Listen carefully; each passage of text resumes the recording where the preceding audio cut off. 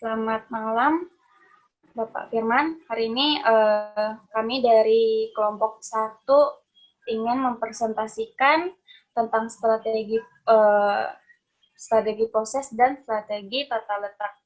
Nah, berikut nama-nama anggota kelompok kami yaitu Agung Dwi Putra, Alfauza, Ludi Warisman, Muhammad Iqbal, saya sendiri Ria Juwita, dan Tommy Yosafat Tambunan. Nah, untuk selanjutnya saya akan menjelaskan apa itu pengertian strategi proses.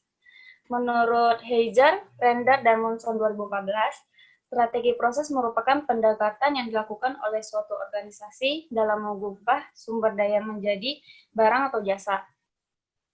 Keputusan strategis yang akan diambil oleh manajer operasional memiliki tujuan untuk membentuk suatu proses yang dapat menghasilkan produk yang sesuai dengan kebutuhan dan keinginan konsumen, menggunakan sumber daya yang tersedia ataupun yang dikelola oleh perusahaan. Selanjutnya akan dijelaskan oleh Tom. Dan dalam manajemen operasional, terdapat 4 strategi yang dapat digunakan dalam strategi proses. Yang pertama, proses fokus, repetitive fokus, product fokus, dan mass customization fokus. Yang pertama, proses fokus. Strategi ini memiliki ciri varieties atau keragaman tinggi, namun volume tiap jenis barang atau produk yang diproduksi sedikit. Jadi strategi ini cocok untuk sebuah proses produksi dengan jenis produksi yang banyak namun berubah-ubah. Outputnya berdasarkan pesanan, tidak ada standar fasilitas operasi serta volume produksi yang relatif sedikit. Selanjutnya akan dijelaskan oleh Alfauza. Repetitive focus. Repetitive fokus atau fokus berulang merupakan proses produksi yang menggunakan modul yang berorientasi pada produk. Modul adalah bagian atau komponen yang telah dipersiapkan sebelumnya, yang sering berada dalam proses yang kontinu. Fokus berulang merupakan lini perakitan klasik yang digunakan secara luas hampir pada seluruh perakitan, baik itu perakitan otomotif maupun alat rumah tangga.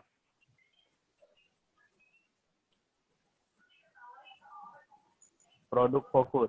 Fokus produk adalah kebalikan dari fokus proses. Dalam fokus proses, keragaman jenis produk tinggi, namun volume produksi rendah. Sedangkan pada fokus produk, volume produksi tinggi, namun keragaman jenis produk rendah. Proses ini juga dikenal dengan proses berkelanjutan atau continue. Selanjutnya akan dibacakan oleh Ludi. Selanjutnya, mass customization fokus. Fokus kostumisasi massal merupakan produksi produk dan jasa yang cepat dan murah. Namun, dalam memenuhi keinginan pelanggan yang semakin unik dan selalu berubah, kostumisasi massal bukan hanya mengenal keragaman produk, tetapi juga bagaimana secara ekonomis mengetahui apa yang diinginkan pelanggan dan kapan pelanggan menginginkannya dengan tepat.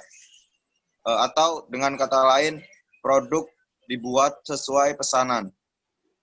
Build to order.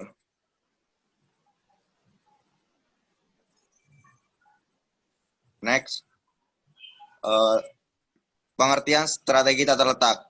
Tata letak atau layout adalah susunan tata fasilitas operasional perusahaan, baik yang ada di dalam bangunan maupun yang di luar. Layout yang tepat menunjukkan ciri-ciri adanya penyesuaian tata letak fasilitas operasional terhadap jenis produk dan proses konversi. Tujuan strategi tata letak untuk membangun tata letak yang ekonomis yang memenuhi kebutuhan persaingan perusahaan. Selanjutnya adalah tipe layout. Yang pertama adalah layout yang berorientasi proses atau process oriented layout. Digunakan jika arus kegiatan konversi untuk semua produk yang dihasilkan tidak terstandarisasi, seperti halnya dengan ditemukan di pabrik yang menggunakan proses intermittent. Yang kedua adalah layout berorientasi produk atau produk oriented layout. Digunakan jika sebuah produk terstandarisasi proses produksinya. Pada umumnya, produk dihasilkan dalam jumlah yang besar dan merupakan ciri proses yang kontinu. Yang ketiga adalah layout tetap atau fixed position layout. Layout tetap diperlukan jika alasan ukuran, bentuk, dan ciri-ciri lainnya yang pemindahan produknya tidak mungkin dikerjakan. Selanjutnya akan dibacakan oleh rekan saya, Agung. Oke, yang keempat adalah layout retail. Layout retail itu pengalokasian tata letak mengikuti selera pelanggan atau diusahakan agar dapat memberi kesegaran dan daya tarik bagi pelanggan.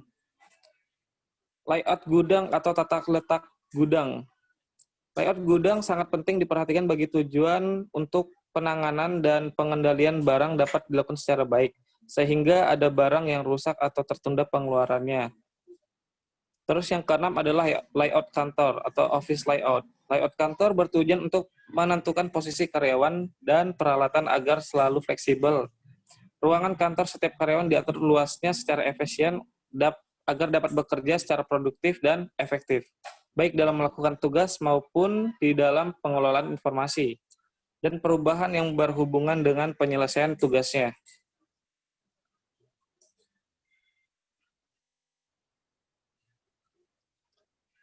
Dan yang selanjutnya adalah strategi proses toko Escanor.